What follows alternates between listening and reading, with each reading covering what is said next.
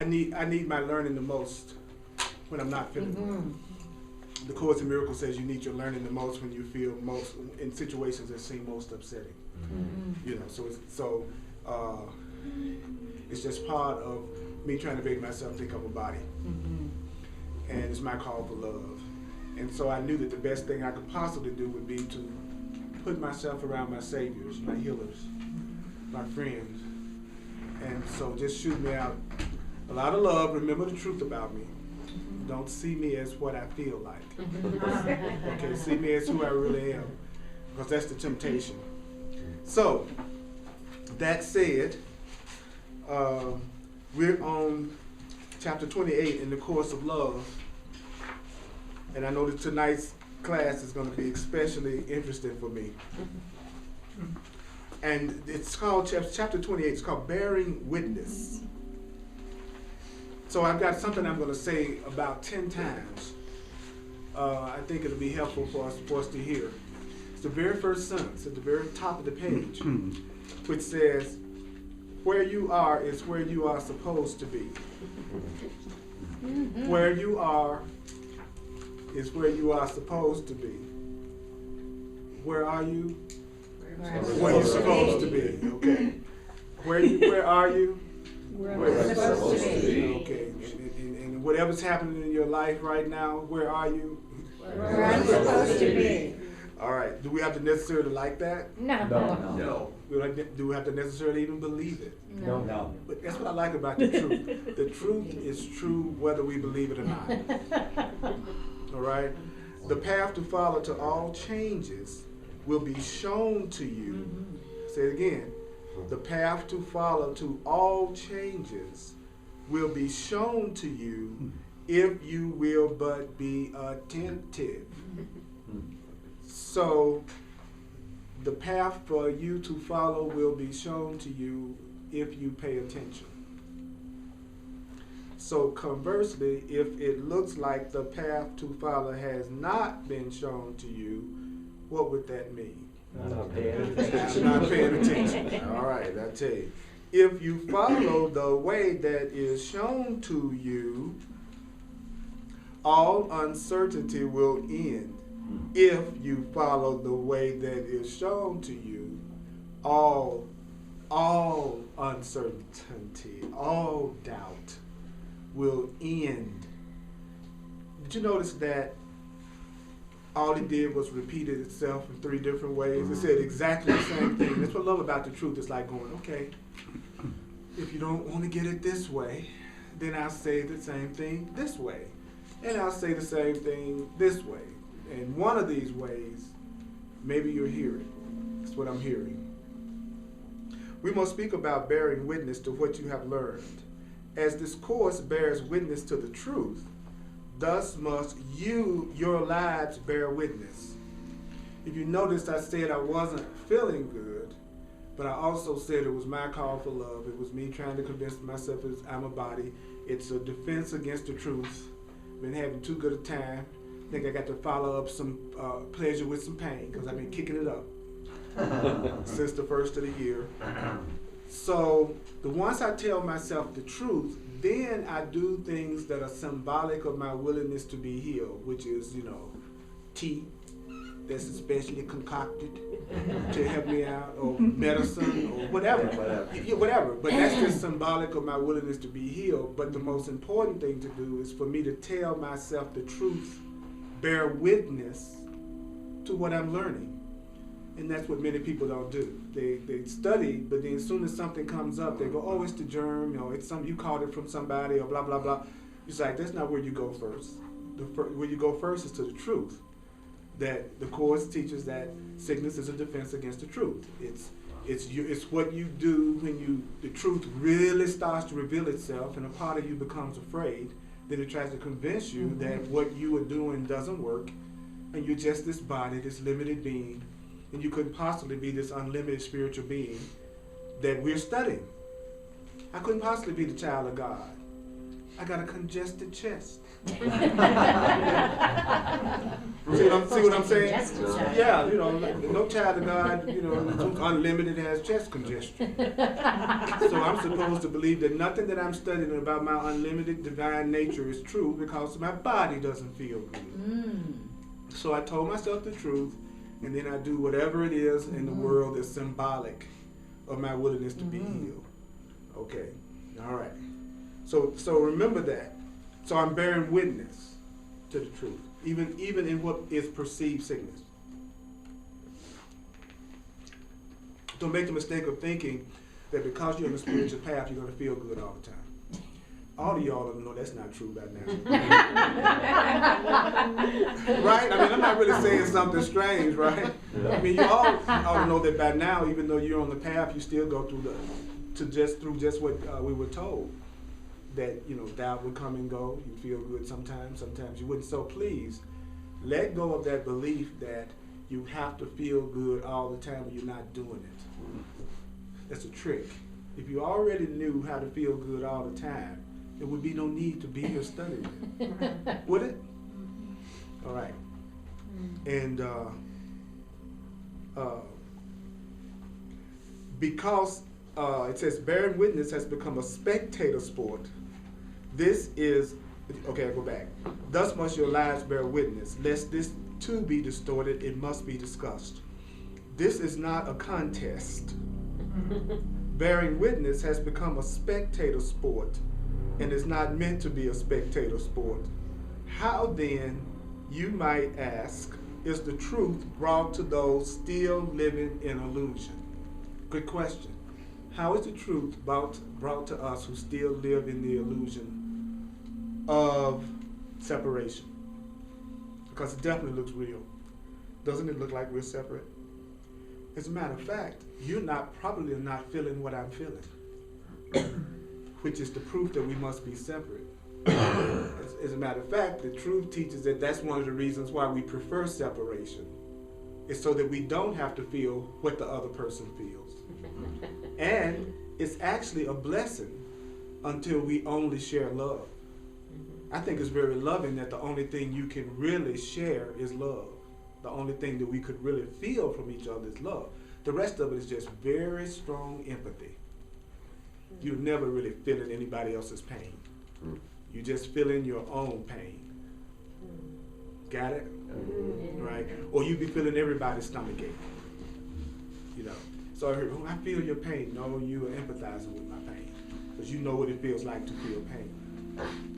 But that's not the same as you feeling my pain. Or if you would like to, I'd be glad to share my congestion with all of y'all. The Course says sickness is anger taken out on the body. And I have to admit, there has been a couple of things the last couple of days I've been feeling a little pissed about.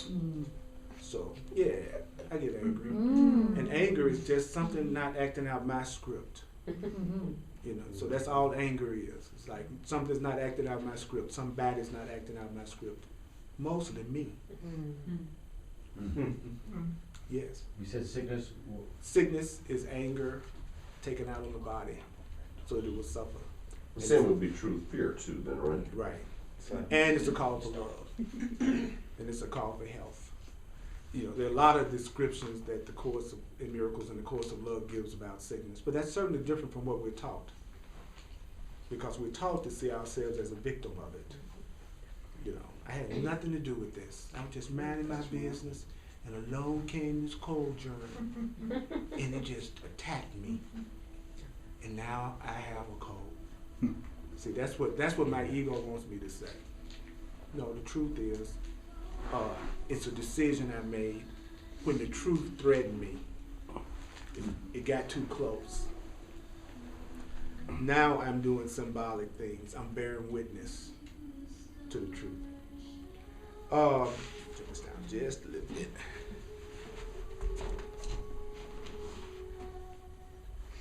Any questions or comments about what I've shared?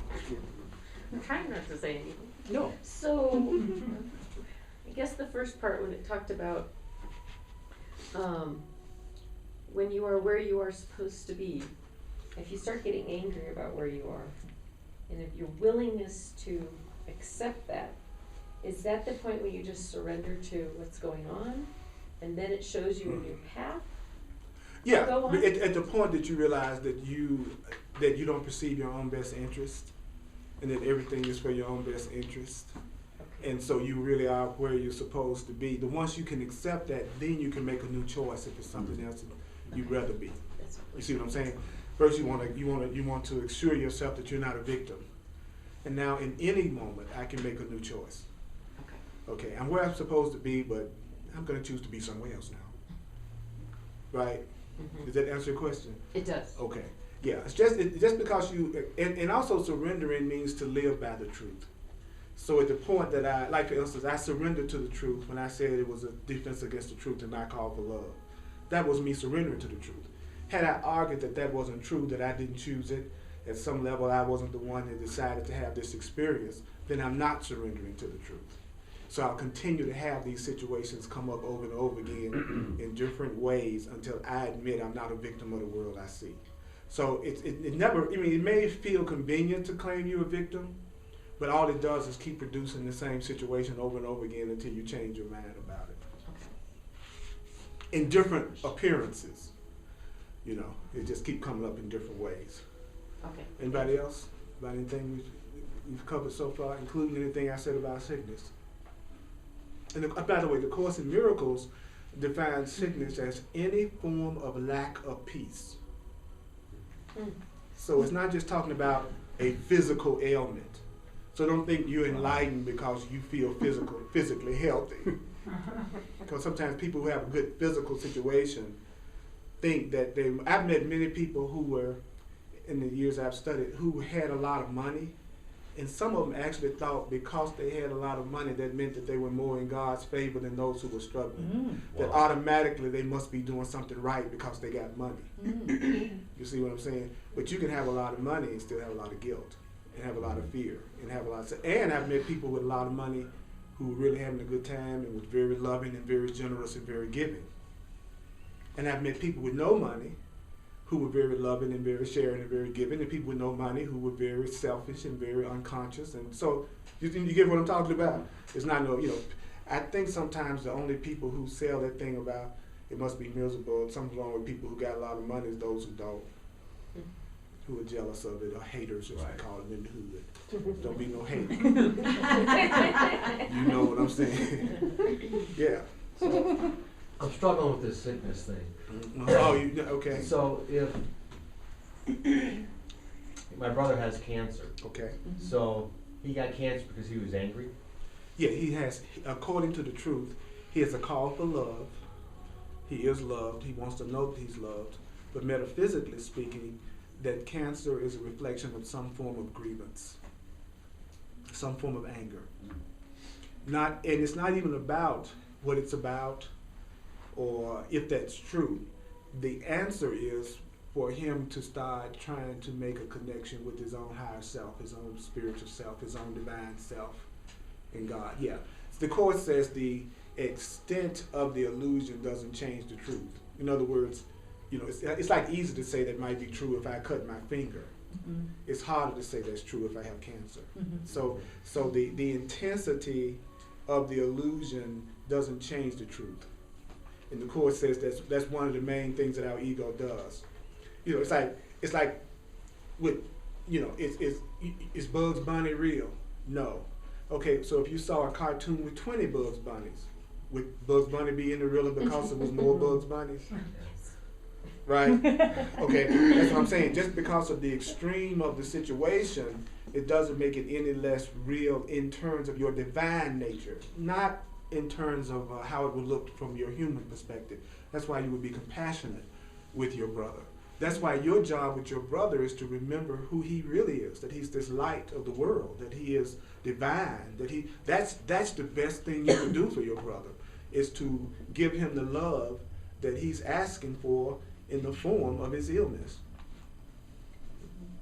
Because that's all he's doing. He's just asking for love, even if he fought it every inch of the way. And it's not, and remember, it's not at all important that he believed that, or that he even know that, or that he's even told that. As a matter of fact, it would probably be to your advantage not to ever say that to him. Because all he would do probably is just try to make himself get more angry.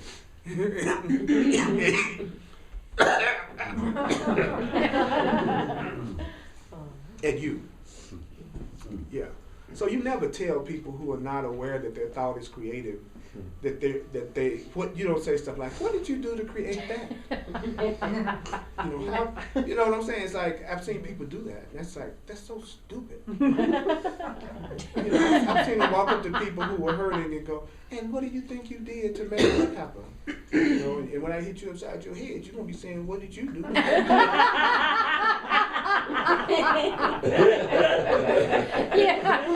the hell out of my hospital room. That'll be the most healing thing that could happen. Right. Because I've seen true students say stuff like that. I've had them say it to me. I'll say something's up and they mean, well, what do you think you did to create that? Like that's somehow supposed to make you feel better. If you're the least bit aware of the truth, you've already asked yourself that question 100 times anyway. Right. Right. What is it in my mind that needs to change? What I really want is to be reminded that I'm not what I'm going through. That I'm not the sickness. So sometimes I don't tell people things simply because they make it realer than me. I'm willing to recognize it's my call for love and move on, and they're still making it realer than I am. Well, you've been studying the course for 30 years and you still get sick. What hope is it for me? You hear that kind of stuff. None. You know, If that's the truth never said you would never get sick. It's trying to give you new perceptions of whatever you go through so that you won't lose your peace and you can still hear your divine guidance. That's what the truth is doing. It's not promising that just because you study the truth, you know everything's going to go your way all the time. Because it's always going your way all the time. You just don't know it. Sometimes you don't know it. You see what I'm saying? You know, you could have had a car wreck on the way over here that prevented you from getting hit by a trailer truck 2 blocks down. You see what I'm saying? Right. You had a fender bender that stopped you where if you had gone 3 more blocks, you could have run into something even worse. So you have to trust that everything that's happening in your life, you're where you're supposed to be, that it's serving some kind of a higher purpose, a greater purpose, whether it seems like it at the time or not, up to and including what looks like physical illness. It's either love in universe or it's not. Right? It's either love is the basis of this or it's not. And if love is what the universe is, then everything is serving a higher purpose. All right, so because inner knowing is both individual and collective, both personal and universal, this is the source of all proof. And so you believe coming together to share common testimony validates the proof of inner and collective knowing. You think shared beliefs amass like a congregation around a pulpit. You even believe in a theory of mass that purports that when a certain magnitude of belief occurs, evolutionary steps are brought about. The 100 monkey theory, that's what it's talking about. That I did it when so many people get it, then everybody gets it. Y'all familiar with the 100 monkey theory? It's like when it's like when so many they had this experiment that when so many monkeys on this island decided to wash their fruit or whatever, they found that everywhere in the surrounding areas, all of a sudden all the monkeys started to do it when a certain number of monkeys did it. You know, sort of like the way we are about iPods. Okay. That's good. Bunch of monkeys. Yeah. They just had some in the news about the mass hysteria in New York with those teenagers. What? Yeah, that they all ended up with, there's no physical reason other than they figure it's mass hysteria just because when one person does it, that they started getting Tourette's syndrome like thing. It was really interesting. Now I don't know what that all about, but Yeah. yeah. I'm coming down. Wow. I'm coming down with love Tourette's. That's right. You're coming down with love Tourette's. You the light of the world. You take the miracles. I'm spirit. Got a Tourette's on her. I love you. You're wonderful. That's perfect. That's perfect. Love Tourette's. That's perfect. This, however, is not about evolutionary steps. And so a process intent upon bringing the collective to a fever pitch of belief Yes. through common testimony is not our aim. I love that. I love that. Trust and bearing witness go together. As the validation sought through bearing witness is a symptom of distrust. Wow. I said it again. Trust and bearing witness go together, as the validation sought through bearing witness is actually a symptom of distrust. Few are chosen to be prophets, and the plethora of testimony taking place is brought about by innocence more so than by wisdom. This sharing of personal testimony has reached its zenith and will no longer be welcomed or appreciated. So even were the intent of this course to bring testimony together in such a way as to cause an evolutionary step, it would not work. Thus we must concentrate on wisdom, the wisdom of the heart. So it's no longer about my story. It's about the wisdom of the heart. You better with that? Wow. It's no longer about the story now. It's no longer about validation about your story. It's about acting from the wisdom of your heart. Any thoughts? So it's more, That's fantastic. not so much as how it makes me think, but how it makes me feel. Right. The course of love is about joining the heart and the mind. It's about the heart now. The Course of Miracles is about getting rid of the ego, correcting your perception. And then the Course of Love is about joining your heart to your new perception in your mind. Because the heart can accomplish things faster than the mind. The heart actually can manifest faster. Doing things that you get your heart into will make things happen a lot faster than you trying to affirm. So the once you recognize that all of this really ultimately doesn't matter other than how much love we remember, then it becomes a matter of how much I'm following the path of heart. You know. Half of heart. Yeah, Okay. yeah. It's like how many things did you do today that you were doing because you had your heart into, and how many things were you doing today because you should have got an altar?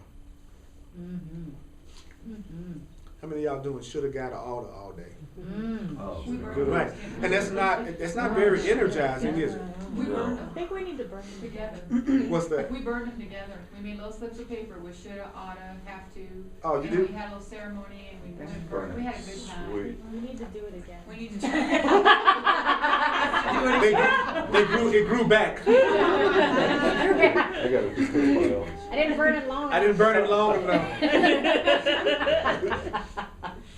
You I know. You know what yeah. occurs to me though, Earl? Yeah. Is, I grew up where people bore their testimony all the time. And so it was a public declaration of what you believe. And what I'm getting from this is, stop telling me what you believe, do what you believe. That's what this whole 2012 for me is personally. Because I find that whatever I judge others is doing, I'm now awake enough to know that's what I'm doing, as much as I don't like to admit it. And Yeah. so a lot of times I use my own judgments to find out where I'm coming from. I say, okay, Earl, be as petty and judgmental as you can be right now. If you could really judge and criticize, what would be your biggest judgment and criticism that you would say you see in people? It would be studying and reading this stuff, but not applying it. But going ahead and actually living their life exactly like everybody else does, and not really applying it. And so that let me know immediately what I needed to focus on this year was application, because that's my ego. The Course in Miracles says you can't see the ego except through the ego. So you can never see any quality in anybody that's not in your own mind. And I don't like that, because I like to think I'm better. And that I'm different from people that seem like they're not as loving or not as kind or not as conscious. There's a part of me that wants to feel like I'm not like that. Am I the only one that feels that way? Yeah. Okay. So, okay. All right. Yes. Right. You are the only one. Course of Love bouncer. There's a young lady over here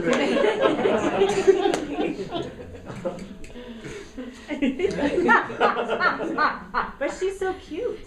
I know. right, too grown. We'll give you Don't a be cute afraid. reprieve.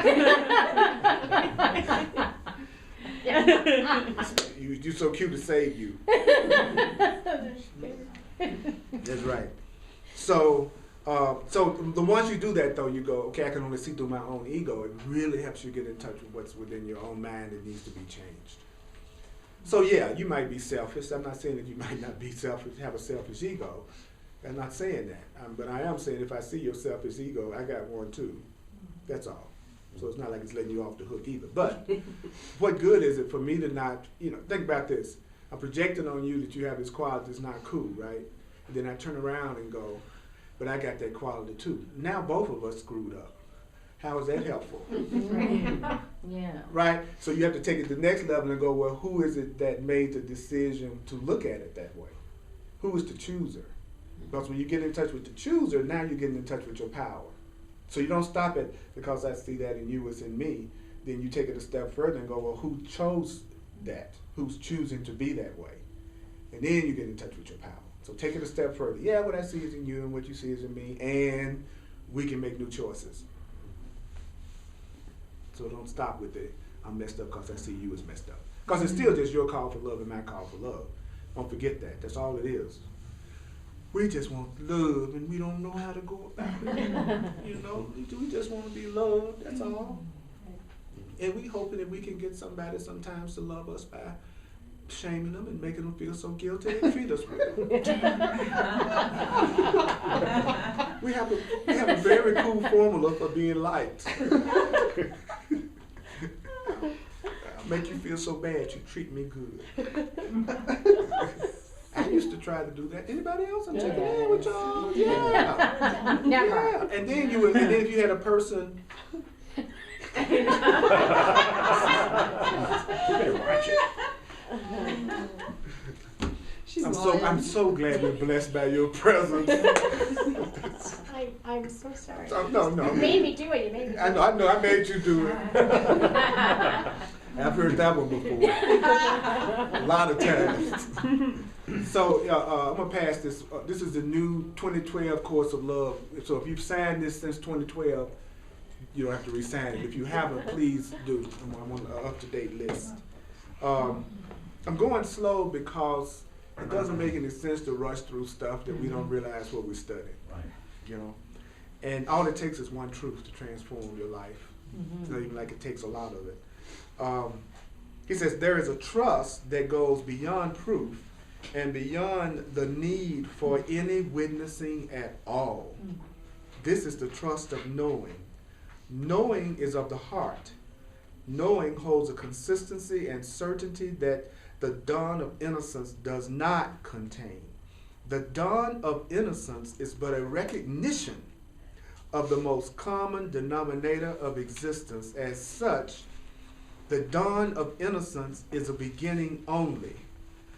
In other words, us realizing that we're innocent is just the beginning. That's where the new way of looking at things start. A true dawn that must, as the sun rises, give way to the day and the brilliance and clarity of the wisdom of which we speak. This daytime of your journey is approaching. Okay, so if you were to use the analogy of the dawn, well, us realizing our innocence is just the dawn of the day. What we're going to go to is to the full brightness of the day. That's interesting. That's exciting. That's what it says. The daytime of your journey is approaching. It is the time for the sun to cut through the mist of dawn. It is the middle of the journey, which is a time of teaching and of learning both. It is the time of planting and of harvest that comes before the time of rest. It is the time of celebration that comes before the quiet and the settling of the dusk. You should think of this as the time of work being done. That corresponds to what we were saying about 2012. This it is, but without the drudgery of time spent. It is your time to shine. It is your time to be a light to those in darkness, that you would be loved in the fear. That's why I love what you said about your brother. Your brother is a teacher, And he's giving everyone around him an opportunity to practice the truth of giving the love that they want to receive. And I know what it's like to have a close family member that's having a lot of physical suffering that they're going through, and then to have to try to remember the truth. It's intense.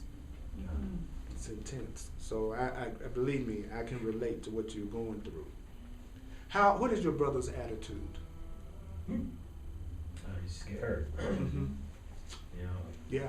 we were never really, we never ever talked about anything like that, you know what I mean? It's Mhm. like, we grew up in different families, Mm-hmm. so we're just now starting to get closer. Mm-hmm. It's beautiful that he has you as a brother, because you're the one that's seeing it probably different than other family members. And they need somebody to look at. I remember when my sister's son was in the world murdered, and everyone was giving their sympathy and their empathy, and they meant well. But she told me that the perception that I gave her of him not being his body and his true spiritual identity, and him being still an eternal being, was more helpful to her than anything that she heard, was the fact that I didn't treat him like he was dead. And so my having another perception of it was very healing for her. Just like fortunately I have the kind of relationship with my brothers and sisters that I can talk to them the way I'm talking to you. We've always had this incredible respect for each other's paths, even though we were very different. Which I came to find out is very unusual. It was like, when I talk to people, I find that was very unusual. But your having the perspective that you have is so healing for him. And what I stopped doing was praying for an outcome that I would want, and start asking for God's will in the situation. Because I don't really know what's best for him. You know what I'm saying? I mean, my mind would go, I'd like for my brother to be healed physically and still be here. But the truth is, I don't really know what's best for my brother's soul evolution, whether to be here or not. You follow what I'm saying? Like we'll have outcomes that we think are best because of our special relationships with people, but we don't really know. We don't really know what the big picture is. You know, I read in some books, like when some parents experience what they call crib death with a child, that soul, that was an agreement on a soul level, that soul would move out of the experience because there was something that they were going to learn for their evolutionary growth by going through that experience. So from the outer, it looks like a tragedy, but from the perspective of the truth, it could have been an evolutionary process in that soul's development. You know what I'm saying? It's like we forget sometimes that we are looking at things from a very limited perspective, which is usually just the perspective of my personal preferences. Right. If we be honest, that's all we really do. We just look at everything from the perspective of our personal preference, not necessarily the big picture. Okay. Thank you. And yet it is a time of great humility, of wearing the face of Christ for all to see. For here is wisdom gained and shared. Do you not see that any attempt to turn bearing witness into a convincing argument for your point of view, no matter what that point of view may be, makes what you have come to know pointless to you? Wow. As well as to those you would convince. So we were just told that when you try to convince someone to use your point of view, you are really making your point of view pointless to you as well as them. Interesting, isn't it? Because if I really believed it, there would be no need for me to convince you of it. I wouldn't even care whether you believed it or not. If I know I'm Earl Purdy, I'm not going to argue with somebody about whether I'm Earl Purdy or not. I'm not going to be trying to convince them that I'm Earl Purdy when they think I'm Jack Ruby. You know what I'm saying? So if you know something, you don't defend it. If you don't know it, you're defending it all the time. So I can always tell what people don't believe by how hard they're trying to convince me. The person who revolts against the idea of God is actually the person who believes in God the most. The person the person who hates gay people is a gay person. who's homophobic, they're gay. Every one of them.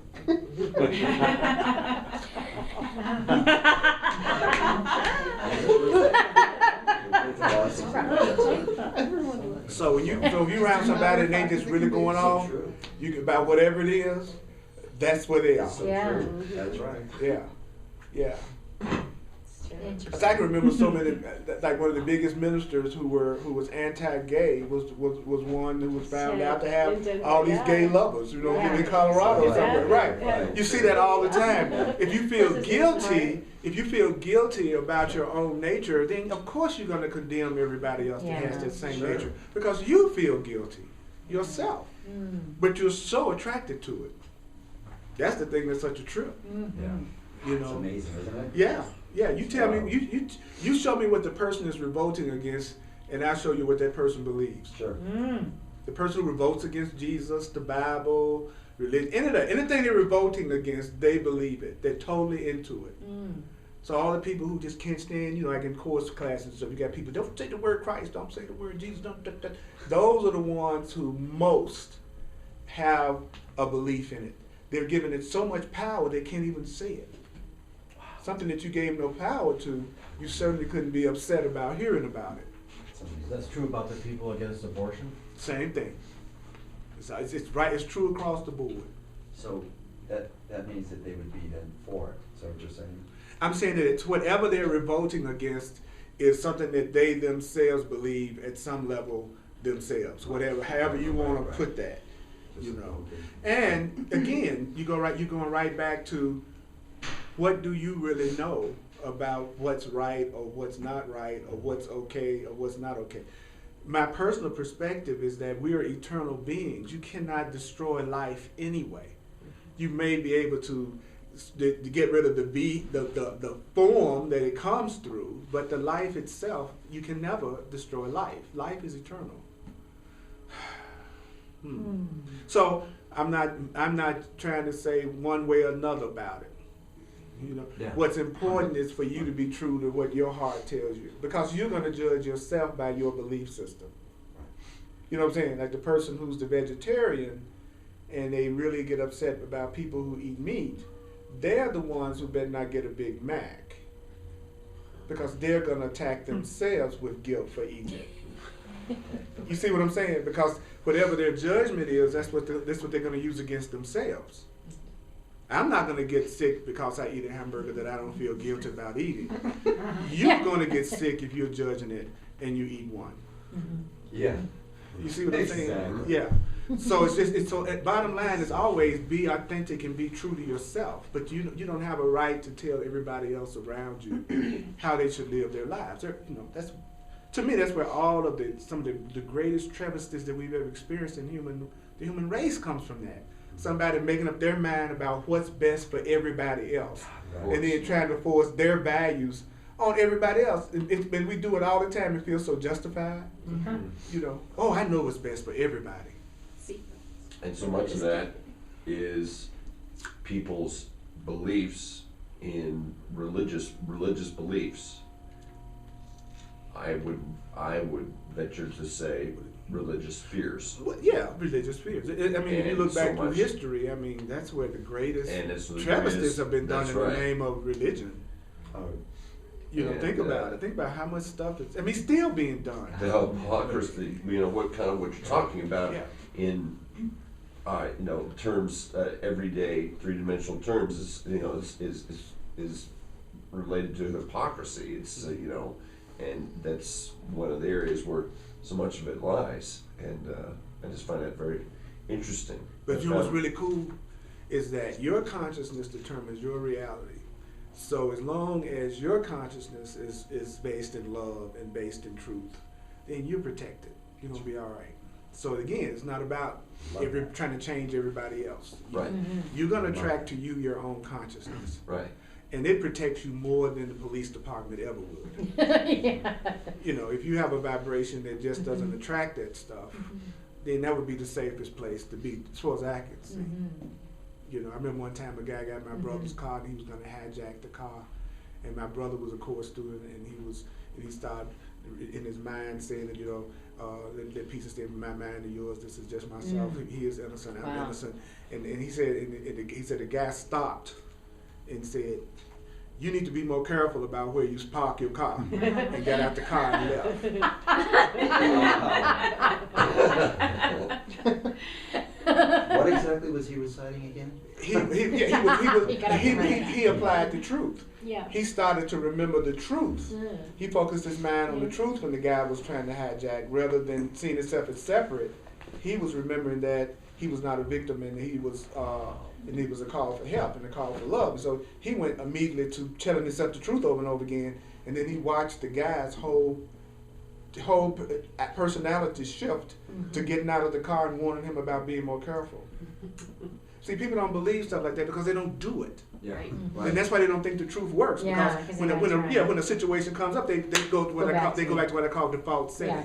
which is what the world teaches, and then they wonder why it doesn't work. Well, you need it the most, but he couldn't have done that automatically unless he was always practicing it as much as he could in situations that wasn't dangerous.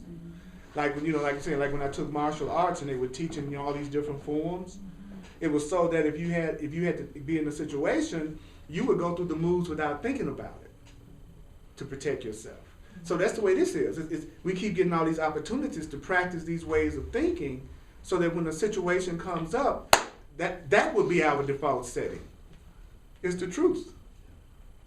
But if you don't do that, as soon as something goes wrong, you'll be thinking just like everybody else. I'm the victim of the world I see, and somebody's doing something to me. That's what you're going to do if you're not practicing when things. That's why when I watch the news, I tell myself the truth about what's happening on the news, because these are people I don't know. So it's easier for me to practice it on people I don't know, so that when it gets to the point that it's people I do know, I've already developed a muscle in that area. The people in the ship that didn't make it, they're not their bodies, they're free, they're innocent. Okay, it's easy for me to do that in the ship that turned over in the latest thing in the news. Yeah. It's easier for me to do that about people I don't know. You see, so that when my own mother had an illness that she made a transition in, I had already practiced seeing it differently, and so I had like built that muscle up. And most people, they won't do that. They go, oh no, I can't look at that, and I can't see that, and I got to avoid that, and da da da da. It's like you're gonna make a transition. You're gonna drop your body. So you just as well at some point start to look at different ways of looking at death, instead of pretending it ain't gonna happen. It's not gonna happen, but it is gonna happen, but it's not gonna happen. I know y'all know what I mean. Sure. Yeah. Yeah. You're gonna drop your body. Sorry, or not. I look forward to it. I just don't want to suffer. Yeah. So I don't mind going to whatever the next level is at some level, but I'm gonna sure enjoy this one while I'm here. So I don't want to waste all the time I could be enjoying here with some idea of guilt and sin, and I'm not enough, and I'm not all right, and it's like you ought to not broke.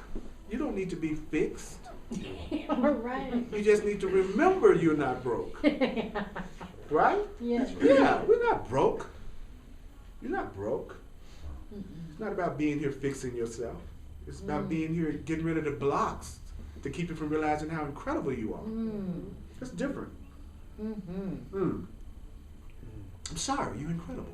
All right. Thank you. I know it's depressing. I can tell by everybody's face. Like I said, the most depressing thing. I wish you could see your faces when I say really cool stuff. I wish you could see the faces. It's like.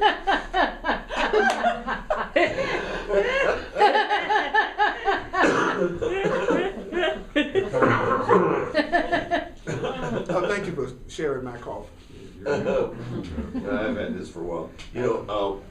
Go ahead. I shared with my friend Jeff, I think he heard it, a fear that I acquired. I thought I had gotten rid of it, but obviously I haven't, called love, still on money issues.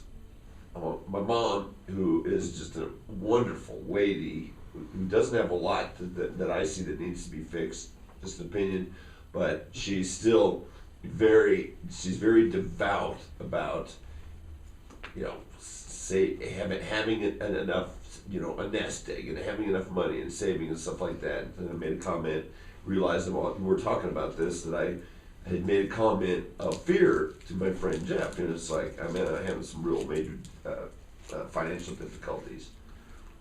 What the fuck's that? Excuse my language. But what the fuck, you know, what happened? My life's going great.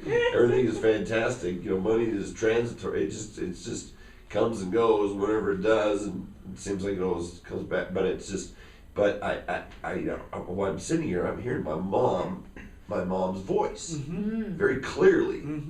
Brad, you don't have enough money saved up. You don't have any money saved up. Where's your money, Brad? Where the hell's your hair, Brad? You need money to get hair grafts. Need money and hair. Thank you for sharing my comment. You don't just need money, Brad. You need hair. Made of money. Money hair. But you know the beauty of that, Brad, is that you realize that it's mind talk. Yes. That you realize it's your mom's voice from That's the right. And and that's why one of my favorite definitions of the ego is just that conversation you have in your mind with yourself. Yeah. Yeah, that's your ego. And you're conscious enough now to know that's what that is. Yeah. And that your peace really is not dependent on how much money you have. Your No. peace is dependent on how you see it. That's right. Right? True. Yeah. And money shows up faster when you decided that you're going to have peace whether you have it or not. Yes. Because if you make having money a prerequisite or a requisite for having peace, then that's you believing that your happiness lies outside of yourself. Right. Which is the opposite of what the truth is teaching us. That's right. Yeah. Yeah. I Yeah. totally- Yeah. So totally so agree money with that. comes faster when you've decided to be happy anyway. That is absolutely true. Yeah. Things always show up in my life when it don't matter. A lot more than it shows up when I'm attached to the outcome. There's absolutely no doubt about Yeah, that. that's what I've noticed. When I'm not attached to the outcome, things show up quicker. But whatever it is I'm obsessive about always seems to be the thing that eludes me the most. So the first thing I need to do, whenever I want anything, is I try to get a state of mind where I tell myself I'm gonna be okay if I have it and okay if I don't. I'm gonna be okay either way. Then I ask for it, and then try to make any decisions without the Holy Spirit, you know. But if I realize, I tried to buy things that I would freak out if I lost it. That's like my own little personal test. If I get ready to purchase something, I go, now, if you came home and that was gone, would you freak out? If you would, leave it in the store. You know, because you just identified your latest idol. Wow. Yeah. Cool. Because an idol is anything you put Yeah. before your peace. And I have to. And cars are great for that. Oh, yeah. Cars make great idols. Yeah. Y'all know about that, right? Yeah. You know, scratch on your car. Yeah. You know, when you get a brand new car, you park it way over the parking lot, so it won't be near nobody, so nobody, you know what I'm saying? But if you get an old ragged car, you got a lot of peace. Yeah. You do like, oh, who cares if you banged it up? Oh, big deal, you know. So if you could have the same attitude about your Rolls Royce, you get Absolutely. you know, it was funny. I was reading in the paper yesterday that they had these three cars. One cost 1.2 million, one was $1 million, and one was 1.1 million. And they were saying that Rolls Royce and Porsche and one other of the companies, they were saying that their sales are up like 23% or something. And I was like going, you know what? Everybody don't have that money issue. You know, sometimes we forget that there are millions of people, literally, who money isn't their issue. It's other things they're learning, but it's not money, because birds of a feather usually flock together. So I think I leave that alone right there.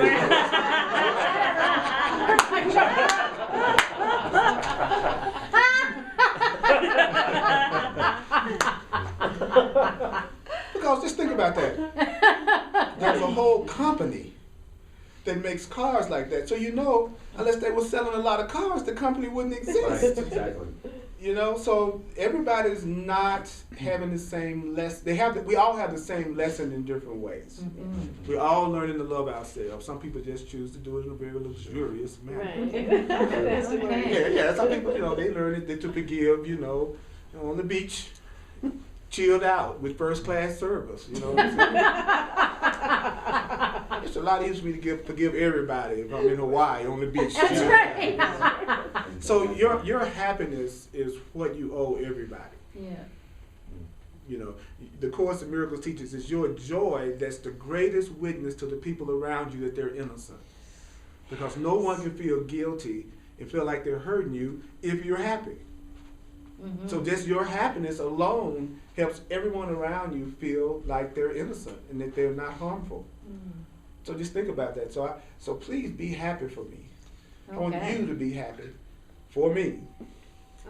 Okay. Do what you love so that I can see your joy. Mm-hmm. And I want to support that. Okay? Can we acknowledge ourselves? Please, Holy Spirit. Keep on. Don't give it to us. It's all right to acknowledge us. Wow. We'll do a quick review. Let's do the love offering. Thank you for sharing with me, with my full-time ministry, with this stuff. I really appreciate it. You all are blessings in my life. Absolutely. Sunday, 1 o'clock. Course in Miracles, 1 o'clock on Sunday. Pass that, please. Thank you. So,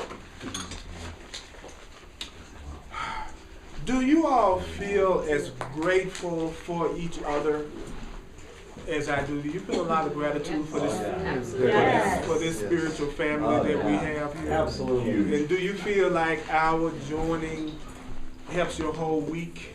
Yes. Yeah. So let's give it to each other.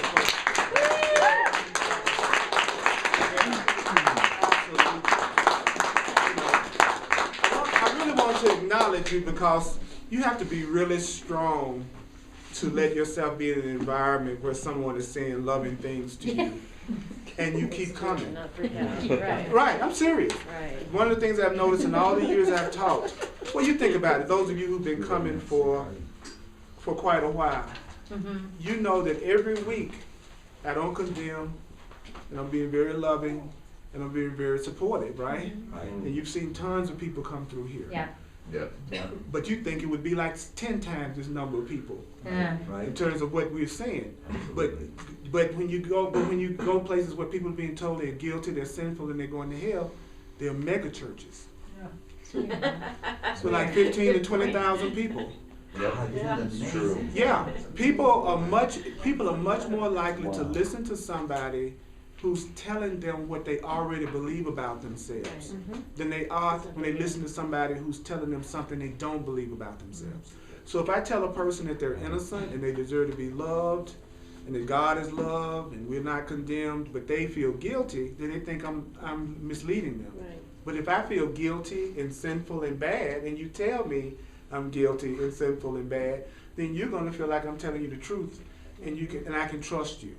So by the very nature that I say very loving things is why it's hard for people to come on any kind of a regular, consistent basis.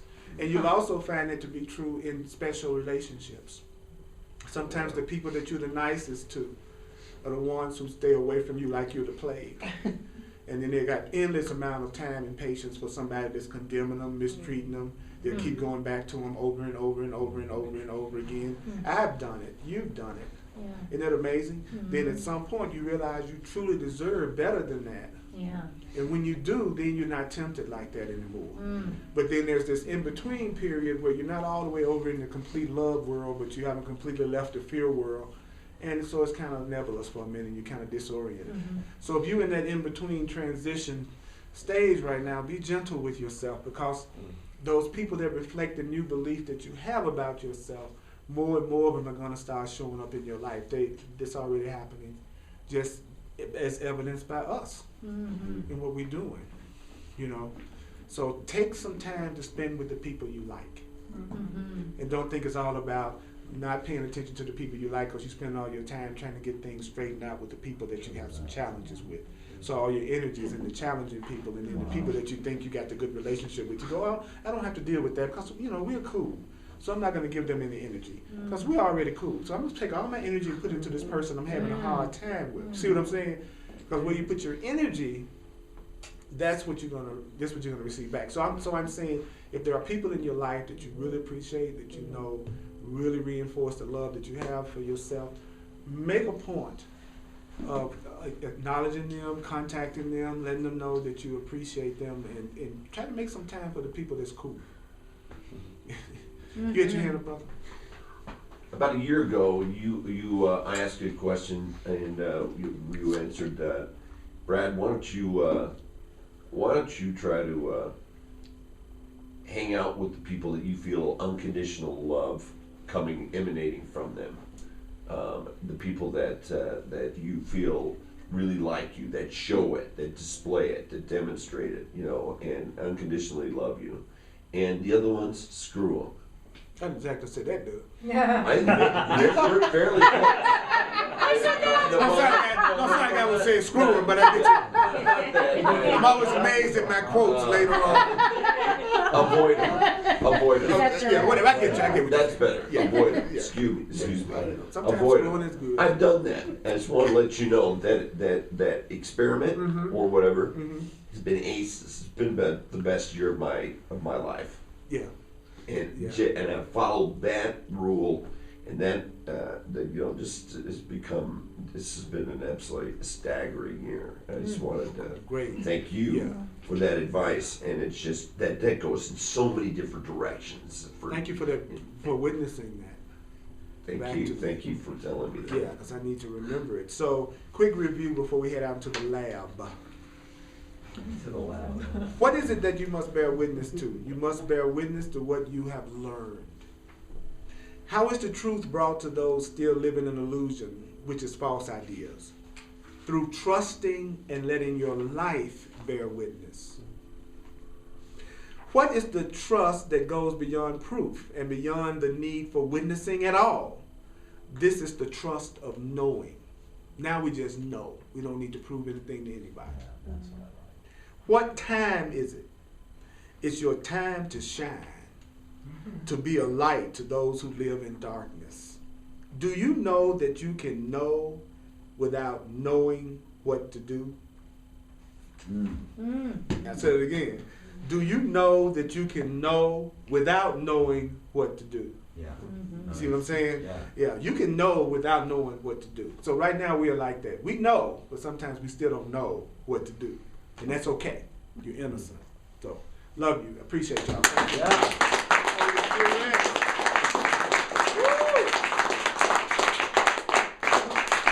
Goods are available.